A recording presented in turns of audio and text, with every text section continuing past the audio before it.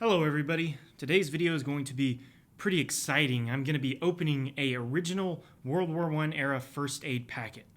Now before we start, I just want to give you a little bit of background information on these. This, although it may look similar to the World War II era Carlisle bandage, is completely different. The bandages inside it are different, and the outside packaging is obviously different.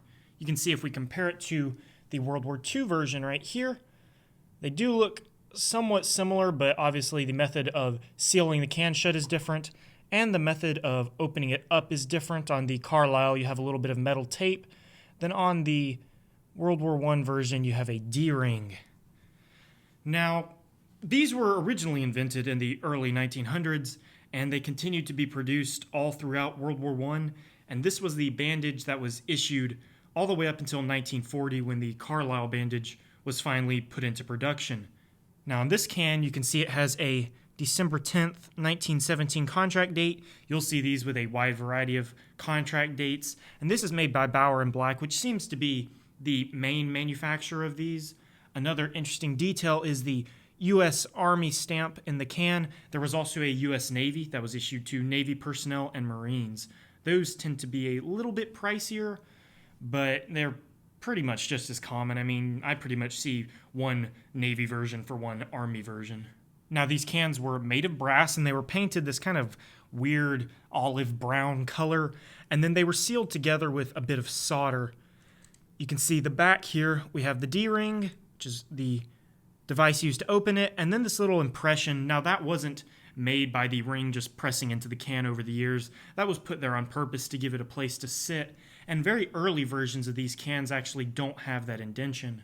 Now, another interesting thing to point out on this can is the damage on it. You can see it's got some pretty big indentions on the corners and in the middle on both sides. And the ones in the middle are actually from somebody putting this in a World War II era pouch, as opposed to the World War I era pouches, which would have caused these dents on the side. That's just from someone putting it in the pouch, pressing the snaps closed, and it pushing into the can. All right, let's get her cracked open and see what's in one of these. Now I'm going to try to keep it in the frame as best as I can. We're going to pull the D-ring out of the slot. Oh, goodness. That is on there tight. Oh, wow. So we are actually tearing through the brass here. That is, damn. That is on there good. Oh, goodness. Making quite the mess, but that's all right. Jeez, I need to work out. Oh, okay, there we go. The ring snapped off, and now we have it, as much of that ring removed as we could get, and you can see the solder right there where it was sealed shut, and that is very sharp. Let's try to peel it back. All right, I'm going to turn the camera off for a second and try to peel this the rest of the way open, then I'll get back to you with the results.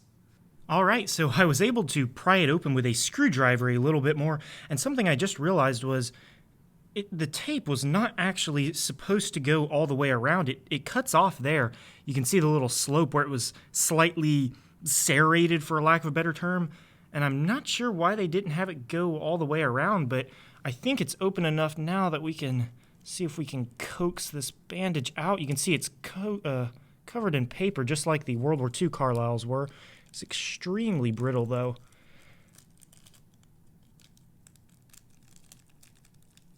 Pretty oxidized from the brass. Come on, buddy. And it is free. Wow, look at that. That is a 100-year-old bandage right there. Wow. You can see it, the impression in the paper from the World War II era pouch where it pushed into the can. Now let's take this paper off. There's no real way of... Oh, wow! Look at that! It's got instructions in there. Oh, look! Okay, so these are little safety pins. This paper is really too brittle to preserve, so we're just gonna... Oh, those are as bright as the day they were made. Look at that! Wow, look... That is cool. Look at that, guys.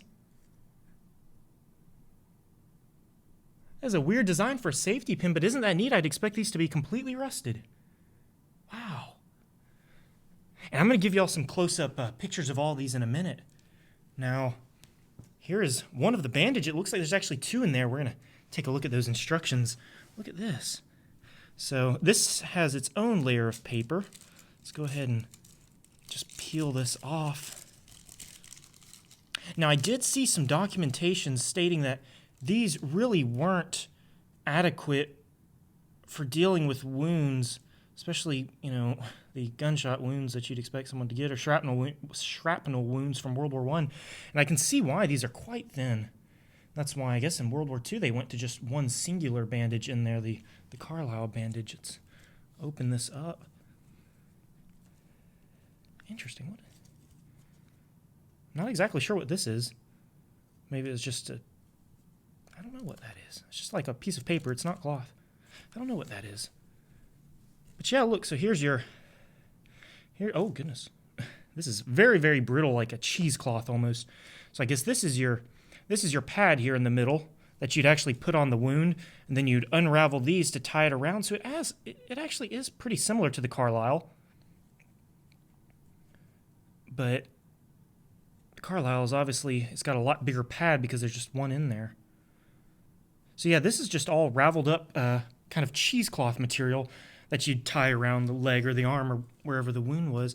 And then this in the middle here is the pad. Interesting. All right, let's take a look at those instructions. That looks really neat. Okay, so here is the other part. Let's peel back this paper again. Here's our instructions. Look at this. Be very careful with these.